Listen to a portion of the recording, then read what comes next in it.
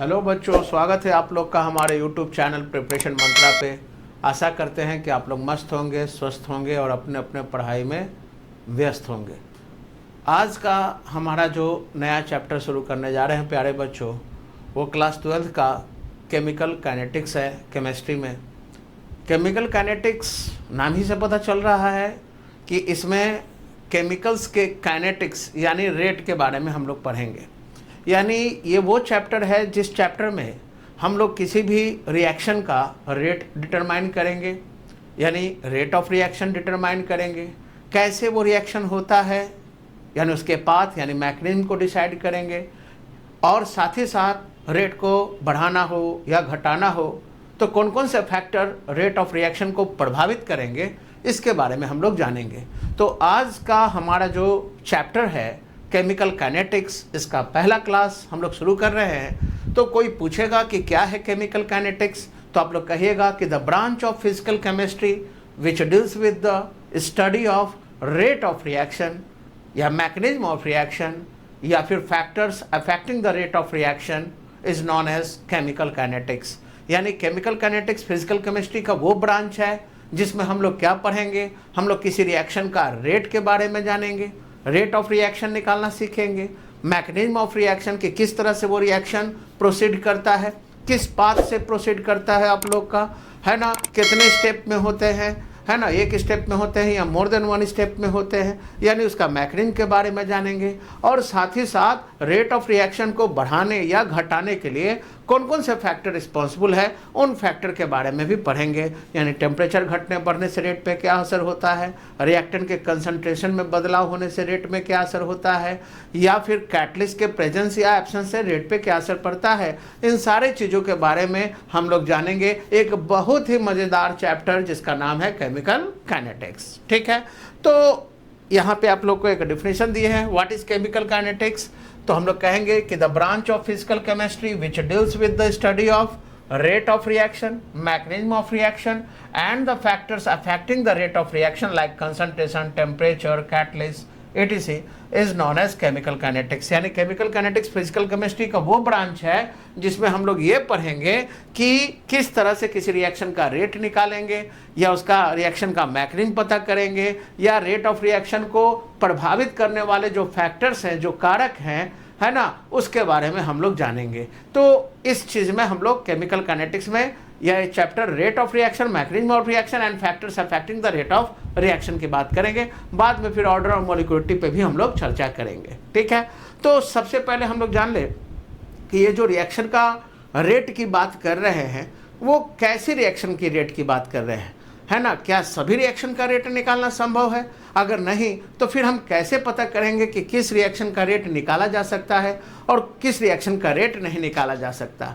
तो आप लोग को पता है कि जो रिएक्शन होते हैं आप लोग का, उस रिएक्शन का आप लोग का रेट जो है ना, वो कैसे रिएक्शन का निकालेंगे। तो रिएक्शन डिपेंड करता है कि वो वेरी फास्ट रिएक्शन है कि वेरी स्लो रिएक्शन है कि मॉडरेट रिएक्शन है। यानी रिएक्शन का 3 कैटेगरी हम लोग बांटेंगे। तो हमारा जो रिएक्शन होता है यानी केमिकल रिएक्शन जो होते हैं प्यारे बच्चों, वो 3 तरह के होते हैं। एक को हम लोग कहते हैं कौन सा रिएक्शन, वेरी फास्ट रिएक्शन। ठीक है, एक को हम लोग कहते हैं कौन सा रिएक्शन, वेरी स्लो रिएक्शन, और एक को हम लोग कहते हैं कौन सा रिएक्शन, मॉडरेट रिएक्शन। यानी आप लोग का जो केमिकल काइनेटिक्स है उसमें हम लोग जब रिएक्शन के रेट के बारे में हम लोग बात करेंगे, मैकेनिज्म की बात करेंगे, फैक्टर्स की बात करेंगे कि कौन कौन सा, तो इसके लिए हम लोग को समझना होगा कि वो किस तरह के रिएक्शन को पकड़ना होगा, किस तरह के रिएक्शन को आइडेंटिफाई करना होगा जिसमें हम लोग रेट निकाल सकते हैं। तो रिएक्शन को 3 कैटेगरी में हम लोग बांटे हैं। एक वेरी फास्ट रिएक्शन है, एक वेरी स्लो रिएक्शन है, और एक को हम लोग मॉडरेट रिएक्शन कहते हैं। अब जाहिर सी बात है कि वेरी फास्ट रिएक्शन किसको कहेंगे, वेरी स्लो रिएक्शन कैसे आइडेंटिफाई करेंगे, मॉडरेट रिएक्शन कैसे पहचानेंगे। तो आइए हम लोग इस पे चर्चा करते हैं। तो सबसे पहला है हमारा वेरी फास्ट रिएक्शन। ठीक है, किसको कहेंगे हम लोग, वेरी फास्ट रिएक्शन। तो वेरी फास्ट रिएक्शन जो है आप लोग को पता है कि जितने भी आयोनिक रिएक्शंस हैं जितने भी वैसे रिएक्शन जो आयोनिक स्पेसिस को इन्वॉल्व करते हैं वो वेरी फास्ट रिएक्शन होते हैं। वेरी फास्ट रिएक्शन का मतलब ये जब भी होंगे आयोनिक रिएक्शन तो एक्वस मीडियम में होंगे, पानी में होंगे। क्यों पानी में होंगे? क्योंकि हमको पता है कि आयोनिक कंपाउंड को जब वो पानी में हम लोग डालते हैं तो पानी क्या करता है कि आयोनिक कंपाउंड को आयंस के रूप में स्प्लिट कर देता है। तो आयंस के रूप में जब स्प्लिट कर देता है तो वो कटायन और अनायन में आसानी से टूट जाते हैं, और कटायन और अनायन का जो अदला बदली होता है, जो एक्सचेंज होता है, वो काफी फास्ट होता है। अब पानी में ही क्यों? क्योंकि आप लोगों को पता है कि पानी का डाइलेक्ट्रिक कांस्टेंट का वैल्यू ज्यादा होने के कारण कोई भी आयोनिक कंपाउंड को पानी में डालेंगे तो पानी करेगा क्या कि आयोनिक कंपाउंड के बीच में जो लगने वाले इलेक्ट्रोस्टैटिक फोर्स ऑफ अट्रैक्शन है उसको वो कमजोर कर देता है। जैसे NaCl, तो NaCl Na+ और Cl- दो तरह के आयन से बने हुए हैं और इसके बीच में एक strong electrostatic force of attraction काम करता है। तो जैसे ही NaCl को पानी में हम डालेंगे तो Na+ और Cl- के बीच में जो strong electrostatic force of attraction लग रहा है उस strong electrostatic force of attraction को पानी कमजोर कर देता है, जिसके कारण NaCl पानी में जाती के साथ Na+ और Cl- के रूप में टूट जाता है। तो जाहिर सी बात है कि वेरी फास्ट रिएक्शन जो है ये उस रिएक्शन को कहते हैं जो आयोनिक स्पेसिस को इन्वॉल्व करता है। तो सबसे पहला बात कि इट इन्वॉल्व्स कैसा स्पेसिस? आयोनिक स्पेसिस, और वो भी कौन से मीडियम में? जब भी आयोनिक रिएक्शन होगा तो कौन से मीडियम में होगा? पानी में होगा, जिसको हम लोग एक्वस मीडियम कहते हैं। तो it involves ionic species in aqueous medium, है ना। उसके बाद हम लोग बात करेंगे ये आयोनिक स्पेसिस को यानी आयंस को इन्वॉल्व करते हैं, वो भी कौन से मीडियम में? एक्वस मीडियम में। और आपको पता है कि आयोनिक रिएक्शन जो होता है इतना फास्ट होता है, इतना फास्ट होता है कि हम लोग उसका रेट डिटरमाइन नहीं कर पाएंगे। तो ये कितना इसको कंप्लीट होने में, है ना, it takes 10 to power -14 to 10 to power -16 second for क्या? कंप्लीशन। यानी ये इतना फास्ट होता है, ये रिएक्शन इतना तेजी से होता है कि इसको कंप्लीट करने में यानी मात्र 10 to power -14 से 10 to power -16, मतलब समझ सकते हैं कि ये कितना कम समय, मतलब कि आपको पता ही नहीं चलेगा, जैसे ही हम लोग रिएक्टेंट डालेंगे वो प्रोडक्ट बना देगा। यानी 10 to power -14 सेकेंड या 10 to power -16 सेकेंड के अंदर ही ये रिएक्शन खत्म हो जाता है, और इतना तेजी से होता है कि हम लोग इसका रिएक्शन का रेट निकाल ही नहीं पाएंगे। तो इसका मतलब कि ये काफी कम समय लगता है कंप्लीट होने में, है ना। It takes 10 to power -14 to 10 to power -16 second for completion, that is occurs too fast, बहुत तेजी से होता है, एंड रेट कैन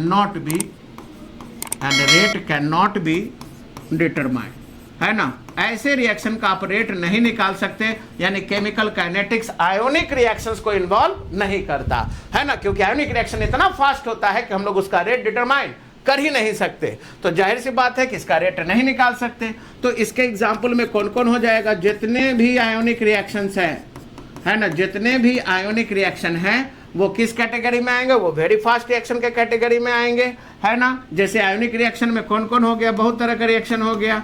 जैसे डिस्प्लेसमेंट रिएक्शन आप लोग कह सकते हो,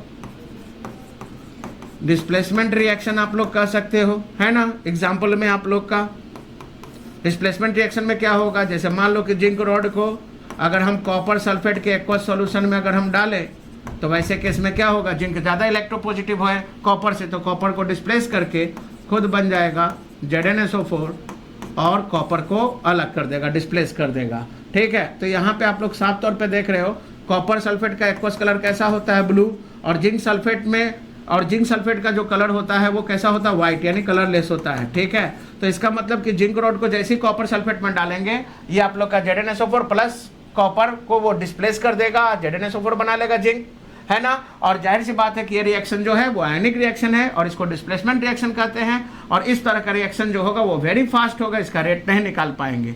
दूसरा कैटेगरी आप लोग बना सकते हो double decomposition reaction. Double decomposition reaction में क्या होगा? 2 साल टूटेगा। जैसे मान लो कि NaCl को पानी में डाले हुए हैं, सिल्वर नाइट्रेट यानी AgNO3 को पानी में डाले हुए हैं, तो जाहिर बात है कि NaCl को जैसे ही पानी में डाले वो Na+Cl- में टूट जाएगा, AgNO3 को जैसे ही पानी में डाले वो Ag+ और NO3- के रूप में टूट जाएगा, और इनका एक्सचेंज जो होगा आयनों का इतना फास्ट होगा कि आप इसका रेट जो है वो डिटरमाइन नहीं कर पाएंगे। AgCl का क्या हो जाएगा, प्रिसिपिटेशन। इसी तरह से एसिड बेस रिएक्शन भी इस कैटेगरी में आएगा। जितना भी एसिड बेस रिएक्शन है वो एक आयोनिक रिएक्शन है और ये काफ़ी फास्ट होगा आप लोग का। जैसे HCl एक्वस, इसमें हम NaOH डाल दें, ठीक है, पानी में, ये दोनों को जब रिएक्ट करेंगे तो ये क्या बन जाएगा, NaCl + H2O।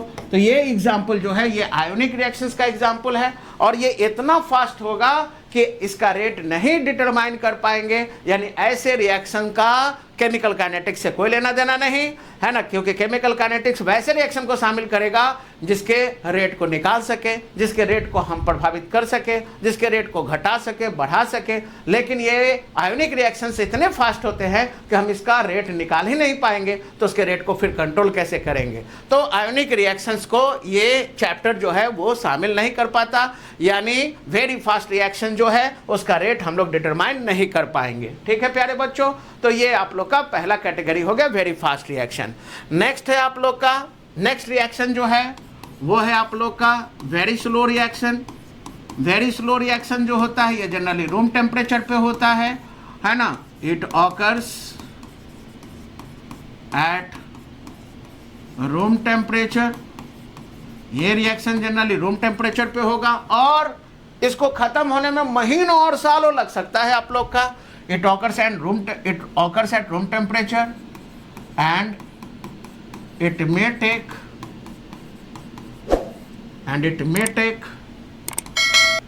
several months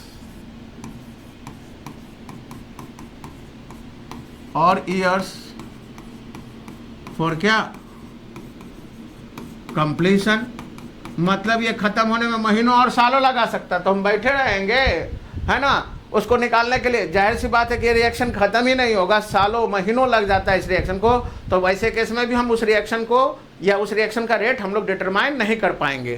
तो जाहिर बात है कुछ रिएक्शन जो होते हैं वो बहुत फास्ट होते हैं, कुछ रिएक्शन बहुत स्लो होते हैं। तो केमिकल काइनेटिक्स या रेट ऑफ रिएक्शन की अगर बात करेंगे तो वो ना तो वेरी फास्ट रिएक्शन के लिए है ना तो वेरी स्लो रिएक्शन के लिए है। तो यहाँ पे जो इतने भी रूम टेम्परेचर पे होने वाले रिएक्शन है ना, वो बहुत महीने भी ले सकते हैं, सालों ले सकते हैं कंप्लीट होने में, है ना। It occurs at room temperature and it may take several months और ईयर्स फॉर क्या completion. That is rate can not be determine. ऐसे रिएक्शन का भी हम लोग रेट डिटरमाइन नहीं कर पाएंगे। ठीक है, अब इस कैटेगरी में आप लोग का सबसे इंपॉर्टेंट है आप लोग का कौन, रस्टिंग ऑफ आयरन, लोहे पे जंग लगना। आप लोग को पता है कि लोहे का जंग लगने की प्रक्रिया जो है वो सालों साल लग जाती है ना। आप लोग का जानते हो कि गैल्वेनाइज आयरन अगर यूज़ नहीं करेंगे तो वैसे केस में आराम से आयरन के ऊपर एक फेरसोफेरिक ऑक्साइड लेयर डिपॉजिट हो जाता है, जिसके कारण क्या हो जाता है, ऑक्सीडेशन के कारण आयरन का रस्टिंग हो जाता है आप लोग का। और इस कारण से आप लोग का होगा क्या कि धीरे धीरे वो लोहा बेकार हो जाता है। तो ऐसे केस में रस्टिंग ऑफ आयरन जो है एक एग्जाम्पल है वेरी स्लो रिएक्शन का। कैसे होगा रस्टिंग, तो आप लोग आराम से लिख सकते हो Fe2O3 है ना plus X mole of water, ये रिएक्ट करेगा है ना रूम टेम्परेचर पे। बोलो क्या बन जाएगा, ये बन जाएगा Fe2O3.XH2O। This is the formula of rusting. तो रस्टिंग जो है ये वेरी स्लो प्रोसेस है, इसका रेट डिटरमाइन नहीं कर पाएंगे। इसी तरह से रूम टेम्परेचर पे वाटर का बनना H2 + O2, ये मिल के क्या बन रहा है H2O है ना। ये भी आप लोग का क्या है रूम टेम्परेचर पे अगर ये बनेगा तो ये भी काफ़ी लंबा समय ले लेगा। ठीक है, इसी तरह से कार्बन मोनोऑक्साइड को अगर हाइड्रोजन के साथ रिएक्ट करवाएं रूम टेम्परेचर पे तो ये भी लंबा समय ले लेगा। ये मिथाइल अल्कोहल जब बनाता है आप लोग का तो काफ़ी लंबा समय ले लेगा आप लोग का। यहाँ पे 2H2 कर देते हैं, एक कार्बन है ना, 3 1 4 हाइड्रोजन, 4 हाइड्रोजन 1 ऑक्सीजन। तो ये सब जो है आप लोग का ये वेरी स्लो रिएक्शन का एग्जाम्पल है। ये रिएक्शन जो है ख़त्म होने में महीनों और सालों लगा देते हैं। तो ऐसे रिएक्शन का भी रेट डिटरमाइन नहीं कर पाएंगे। तीसरा कैटेगरी है प्यारे बच्चों मॉडरेट रिएक्शन का। अब मॉडरेट रिएक्शन क्या है, ये वो रिएक्शन है जो मॉलिक्यूलर स्पेसिस को शामिल करते हैं है ना, और ये ना तो वेरी फास्ट होते ना तो वेरी स्लो होते, मतलब कि ऐसे रिएक्शन का ही रेट डिटरमाइन कर पाएंगे। यानी पूरा केमिकल काइनेटिक्स मॉडरेट रिएक्शन की ही बात करता है। तो मॉडरेट रिएक्शन किसको कहेंगे? तो सबसे पहला बात कि इट इन्वॉल्व्स कैसा species,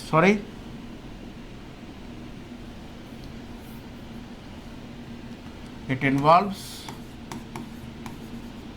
molecular species and proceeds neither too fast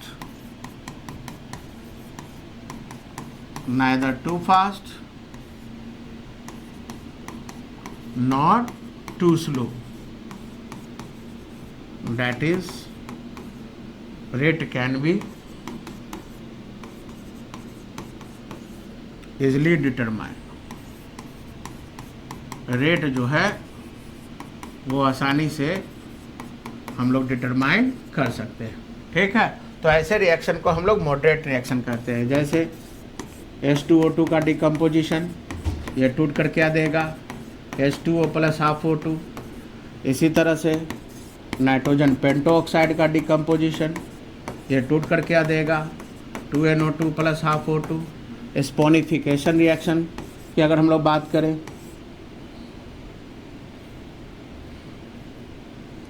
यानी CH3 ये ईस्टर है, इथाइल एसीटेट, इसको अगर सोडियम हाइड्रोक्साइड के साथ रिएक्ट करवाएं तो ये क्या बन जाएगा आप लोग का?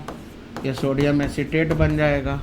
और साथ ही साथ इथाइल अल्कोहल, या फिर हाइड्रोलाइसिस ऑफ शुगर की बात करें, शुगर का फॉर्मूला C12H22O11, इसको अगर हम पानी में डालेंगे तो ये टूट कर ग्लूकोज और फ्रुक्टोज में टूट जाता है।